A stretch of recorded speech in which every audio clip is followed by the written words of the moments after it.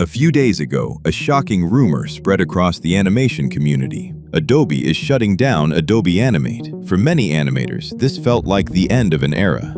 Adobe Animate has been a core tool for 2D animators, educators, and indie creators for years. From cartoons and explainer videos to web animations and YouTube content, Animate is everywhere. So when people started hearing that Adobe might discontinue it, panic spread fast. Social media was flooded with angry posts, memes, and frustration. Many creators accused Adobe of slowly killing creative tools and replacing them with AI-driven features. Some people believed Adobe was intentionally ignoring Adobe Animate because it doesn't fit into their new AI-first strategy. But here's where things get interesting. Adobe never officially announced that Adobe Animate is being discontinued. There was no blog post, no press release, no statement confirming its shutdown. So where did the panic come from? The confusion started due to unclear update communication, internal roadmap assumptions, and Adobe's heavy promotion of AI tools like Firefly. This made many users assume that traditional animation tools were next in line to be abandoned. As the backlash grew, Adobe responded.